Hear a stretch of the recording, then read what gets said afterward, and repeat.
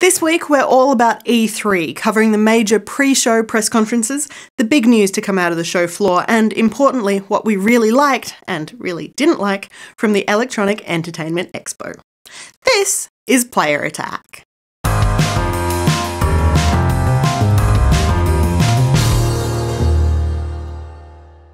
Hi, I'm Jessica Citizen, and this week we really hope you picked up Batman Arkham Knight on console rather than PC. The game really is as good as everyone says, but it's virtually unplayable on most home computers, even after some serious attention from Rocksteady. The problem is so serious that you now cannot even buy the PC version in a number of retailers, both physical and digital, with Warner Bros. Announcing that it won't be back on shelves until the problems are fixed. Meanwhile, looking back to E3, Microsoft surprised everyone by revealing that the Xbox One really is capable of backwards compatibility of a sort. It's not quite as simple as popping in your Xbox 360 disc and then booting up your old library. Instead, there is a complicated emulator system running in the background. To play one of your old favourites, you will still need the original disc, but the console will also download a version of the game to your hard drive, and then you will technically play that instead of the original. On the other side of the console coin, Sony has confirmed that those two new PlayStation 4 models will be coming to retail in the next few months, but which one you get depends on where you are in the world. Most places, including Japan, Europe, Australia and New Zealand, will be able to grab the brand new 1TB Ultimate Player Edition from July 15. The other design is not planned for a release outside of Japan, but features a 500GB hard drive inside a significantly lighter, more energy efficient case. Moving on to politics for a moment, and Australia's been making a few weird headlines. First up, the local classification board effectively banned more than 240 games in less than 6 months. Don't panic though, chances are you haven't heard of any of these games. They're the sort of free title you can find in all smartphone app stores, including gems like Measure Bra Size Prank and Virtual Marijuana Smoking. It's all part of a new way of dealing with mobile and digital only games, bringing Australia in line with international age-restricted guidelines. Then, Australian Greens spokesman Scott Ludlam announced a Senate inquiry into the lack of the local video games industry. The inquiry hopes to establish what the federal government should be doing to support Australia's games industry and the employment, economic and creative benefits it delivers to the nation. The inquiry will call for public hearings and submissions shortly.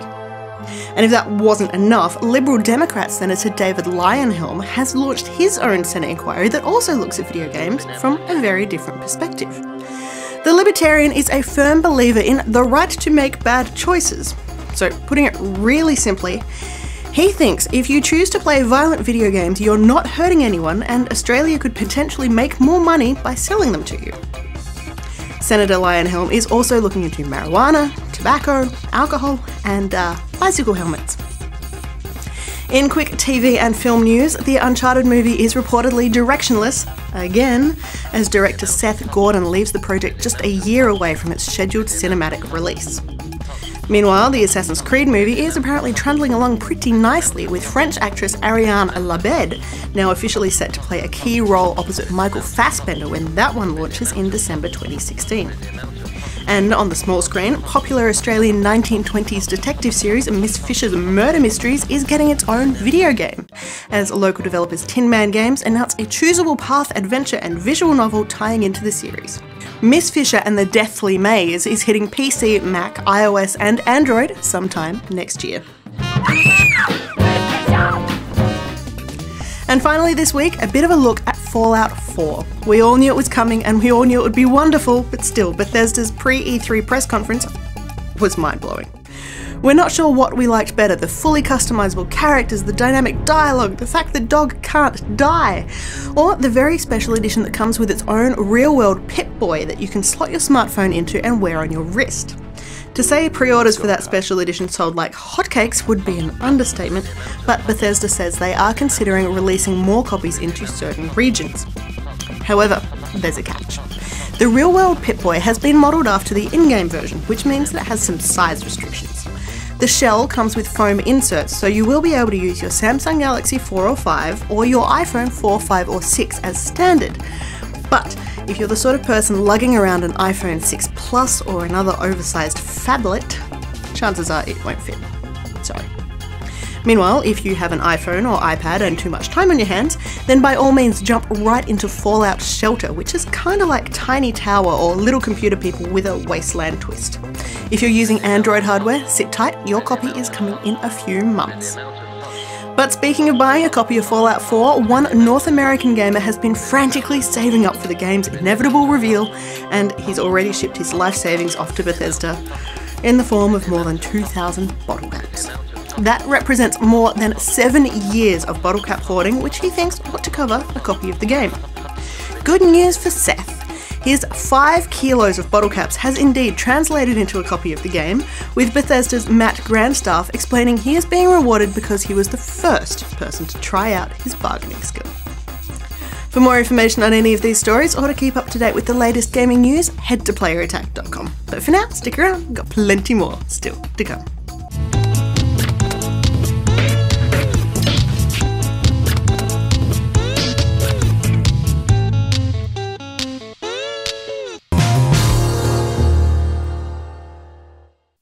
Every year, the Electronic Entertainment Expo, that is E3, is the biggest event in the gaming calendar. And if the 3-day expo wasn't enough for you, there are also a bunch of press conferences held in the days leading up to it. This year there were 8 of these events, with the newcomer to the show, Bethesda, kicking things off. Bethesda held its first ever pre-show press event on Sunday night, and we thought we knew what was coming too. Boy, did Bethesda have some tricks up their sleeve. It's all over. It was clear that Bethesda knew its audience, presenting a well-paced show that was, as they say, all killer, no filler. The publisher really focused its attentions on the things that we really wanted to see, hitting the ground running with our first real look at Doom.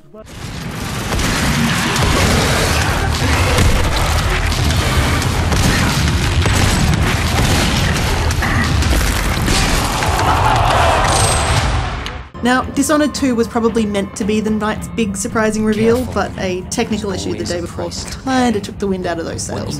However, the devil is in the details, with a female protagonist added to the mix to keep things fresh and interesting. It'll be fun watching this unfold. That's great and all, but Fallout 4. What can I say? Yes, it's set in Boston. Yes, there's a dog. No, the dog cannot die. Even better, you can build and craft treehouse forts. Everything is dynamic, including the dialogues and story outcomes. There's way too much to go on here, so we'll have to save that for another episode.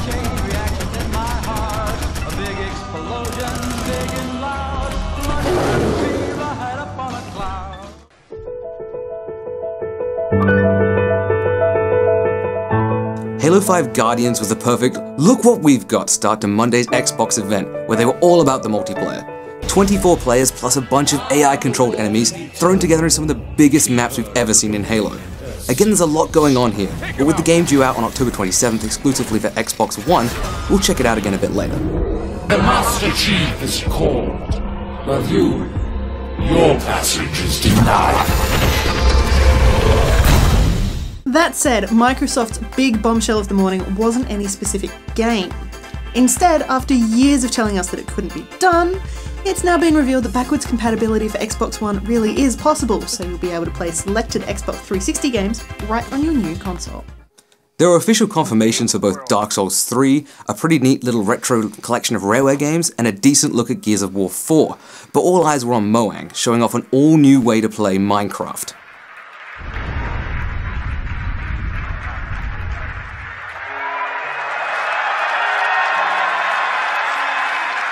I see Lydia, way up there. As I run around and play, Sax can easily navigate and manipulate the world using his voice and his hands. He can walk around the hologram, pan around for different viewpoints, and even look inside.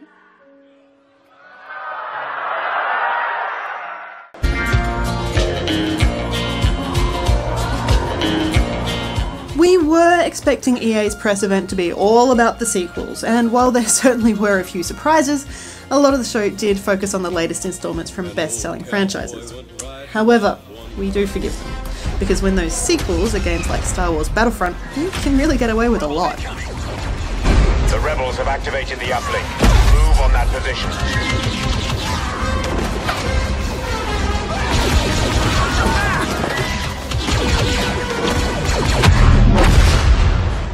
Did you blink? Then you probably missed the new Mass Effect game. We got a teaser, a name, Andromeda, and a kick-ass backing track about cowboys. We still don't know anything about the characters or storyline, or when we can get our hands on it, but hey, a new Mass Effect game. Mirror's Edge Catalyst, on the other hand, we now know plenty about. It's an origin story explaining how our free-running heroine Faith got to where she was in the first game. In terms of gameplay, it's exactly what you want. It almost looks like a high-def remake of the original with crisp colours and quick gameplay. And it's due out next February.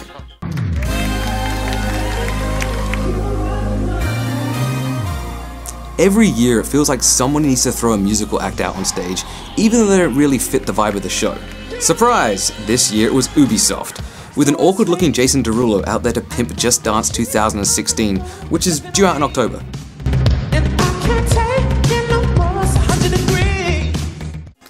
Anyway, Ubisoft also surprised us all with the revelation that there is a new South Park game in the mix.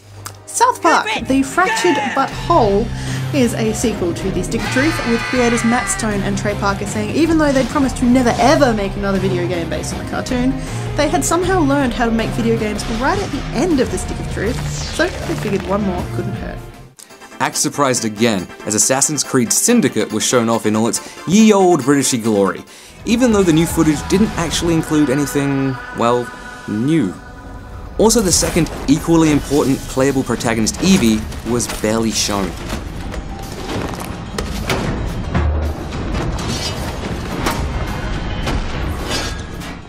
Also, 2015 seems to be the year of Tom Clancy for Ubisoft. We were introduced to The Division way back in 2013, and the game is still in development. But turn that military frown upside down, since we now have a hopeful release date of March 2016. Alright, looks like these other guys are coming with us. However, there is also Rainbow Six Siege, which was announced last year and is due out in October this year. This time around, the demo focused on the new gameplay elements and environments, including the return of co-op multiplayer Terrorist Hunt, which will nestle right up alongside the Versus team play we've been shown previously.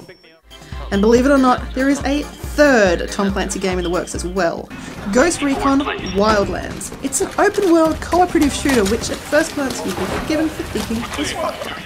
Coming up next, we have Sony, Nintendo, Square Enix, the PC Gaming Show, and Player Attack's picks for the best of E3 2015. Don't go anywhere.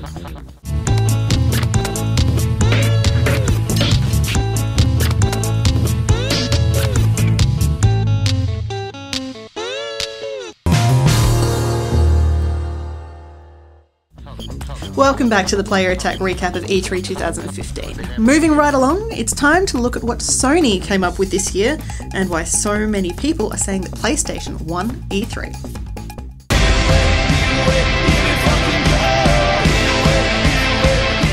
So Sony literally blew the roof off the arena with a fanboy-targeted trifecta.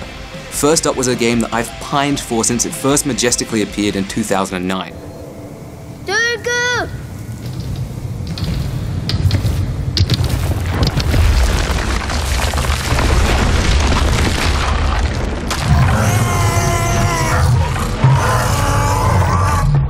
The Last Guardian is now officially heading to PS4 in 2016, but they didn't stop there. Before folks could even recover from that, Sony were like, hey guys, so I've heard you like Final Fantasy. Well, check this shit out. And like that, the fan-fabled Final Fantasy VII Remake was announced. I'll tell my kids about that one day.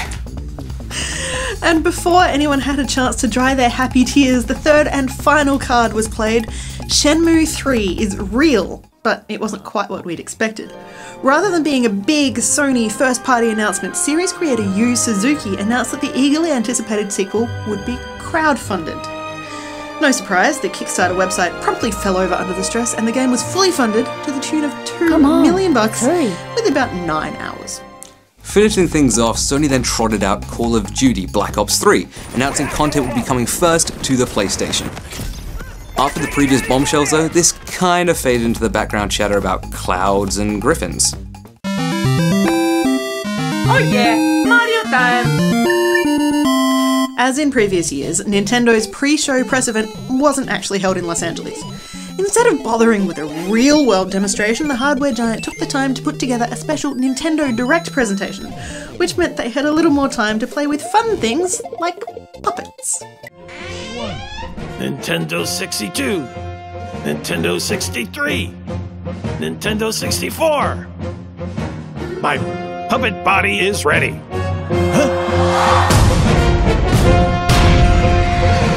Star Fox Zero is not a sequel or a remake, but a new game set in the same universe. Using unused ideas from the past, it's set to be fully usable with the Wii U gamepad, offering the second screen views and gyroscopic controls, and of course, the same kick-ass gameplay that we were used to. And speaking of things that we're in love with, Shigeru Miyamoto offered a unique insight into how Super Mario Bros. Level 1 was created, all the way back when, by using graph paper and carefully planning every single element. Whether or not you go into the same detail with Super Mario Maker is your choice.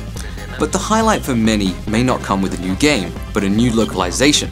Western audiences are finally going to get some of that crazy Japanese hype that Yo-Kai Watch has. The 3DS game has you acting as a special ghost hunter, seeking out yokai in the real world. It's a sort of augmented reality Pokemon, and it's hitting the rest of the world by Christmas this year. I think you understand yokai a little better now.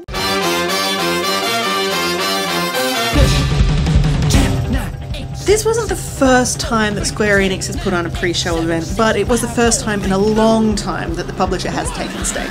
Happily, it had the goods to back it up, kicking everything off with an explosive look at the new Just Cause 3.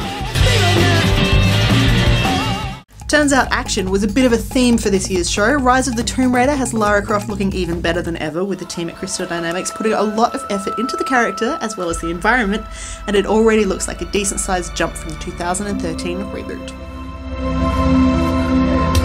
Something else dwells in the darkness of this place, but I've got to continue. Lara's not the only one coming back guns blazing. Agent 47 is back as well in an all-new Hitman game, simply titled Hitman. Contracts will require you to plan just like the old ones, community-based contracts will be back, and 47 looks like he's had a mad chemical peel. Oh, and Deus Ex Mankind Divided sees Adam Jensen thrown back into the sordid world of Black and Orange.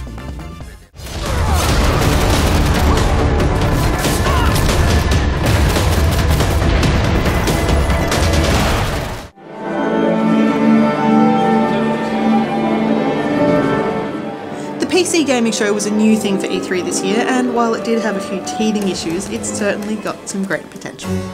The event itself was simple. PC game developers from around the world sat down with esports commentator Day 9 to chat about their latest projects, including the big reveal of Rising Storm 2 Vietnam, a new environment for Arma 3, and an all-new expansion for Pillars of Eternity. Microsoft also surprised everybody by appearing on stage at a PC-only event, with head of Xbox Phil Spencer talking about Windows 10 and announcing the company's plans for crossplay in the future. Starting the ball rolling? Killer Instinct, with more crossplay titles to be announced soon. Also, Gears of War Ultimate Edition, which was announced for Xbox One, is also headed to PC when it's released. Frontier Development is best known right now for Elite Dangerous, but the studio's next game is something very different.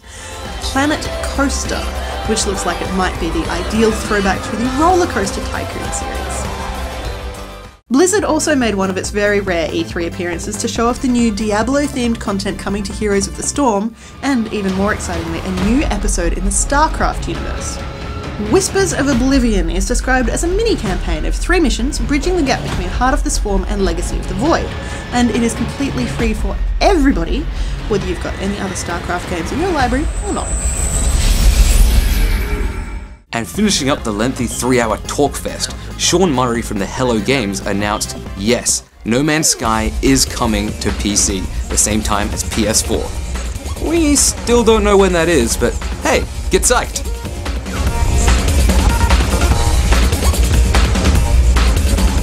After the break, the good, the bad, and the ugly of E3 2015, including our favorite picks of the show.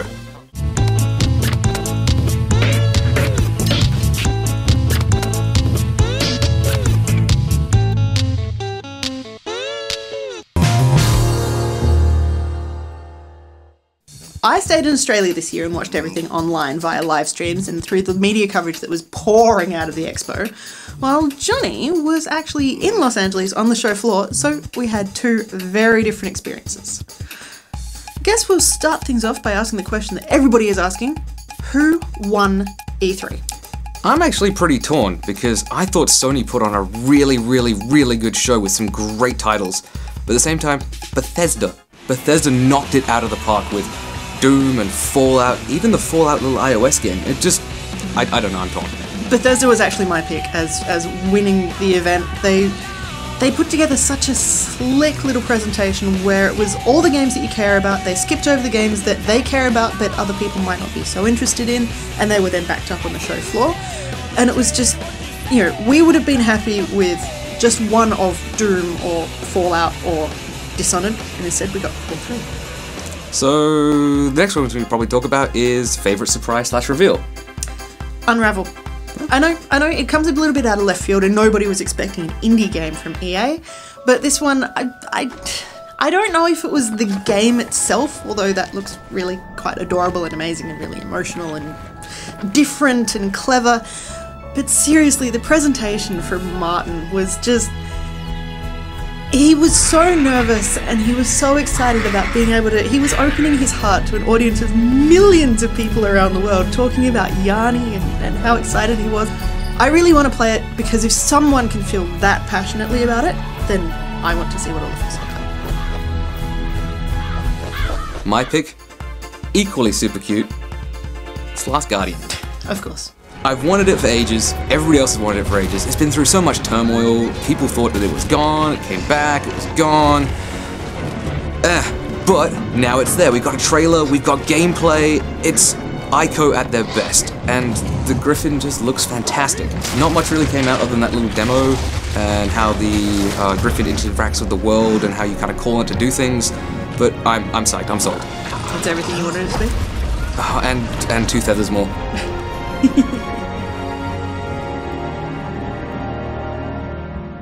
On the completely opposite note, what was the biggest disappointment of E3 for you? Actually, I'm going to jump in. You can't. I want to go. No, I'm going to go. My biggest disappointment for E3 was, despite what I've just said, the lack of new IP from the big publishers. I mean, yes, there was Unravel, which was awesome, but in terms of everything else, most other people were just coming out with sequels after sequels after spin-offs after sequels after... And it's just... I really just wanted someone to come up with something that's new and exciting and different. I totally get you. Which is why mine is kind of in the same vein of that, although some people might be a little bit butthurt. I'm gonna say my biggest disappointment was Xbox One's AAA software lineup. The idea at Xbox stuff is insane, that's super cool, but what they announced at the AAA is, I don't want to say bland, but everybody knew it was coming. It's a new Halo, it's a new Gears of War. It's an old Gears of War. An old Gears of War, but we've already played that old Gears of War before. So, it's nothing groundbreaking or fantastic. Game of the show. Game of the show. Game of the show, that's the biggest pick here. What do you think? Anyone who knows me will know that I kind of probably picked my game of show before the show even started, which is Rise of the Tomb Raider. What we saw of it, it looks amazing. Lara's back, Lara's better than ever. It follows on from the 2013 reboot, which I loved. It's taken that, it's gotten bigger and better. The new location is amazing. You're in Siberia and climbing mountains, and there's avalanches, and you're climbing with and I really want to get my hands on that and to play that, and I have to wait till Christmas before I can do it. And we miss you, Lara. And that hair. That hair. Mine kinda comes from a place of fanboyism as well. It's not Final Fantasy VII, that's pretty surprising. It's Dark Souls 3. It's as soon as it was announced, even though it was kind of released a little earlier than scheduled, it blew me away. The Lord of Cinders rising up out of the ground, the epic music, it's there. And I was lucky enough to also see a closed-off demo of the game where Miyazaki-san was there, and they were playing it and talking us through it. And it's really the next evolution of Dark Souls. It plays the same as you're expecting, but everything looks so much better, it's more fluid. They've learned a lot of cool things and taken them from Bloodborne and put them into Dark Souls 3 as well. So any Dark Souls fans or people that just like smashing their head against brick walls, get psyched for that one. And that's about it for this edition of Player Attack. Thanks for watching. Next week, we chat to Rocksteady Studios about Batman Arkham Knight, which is out right now for PS4 and Xbox One, as well as the troubled PC edition. Blizzard tells us all about what's going on with that new content for Heroes of the Storm, and Jackson lets the ink fly where it may with a review of Nintendo's Splatoon. In the meantime, you can catch us on playerattack.com. We're on Facebook, YouTube and Twitter, and if you've got something you want to say, send us an email, mailbox@playerattack.com, or just hop on our forums. Till next week, I'm Jessica Citizen, and this is Player Attack.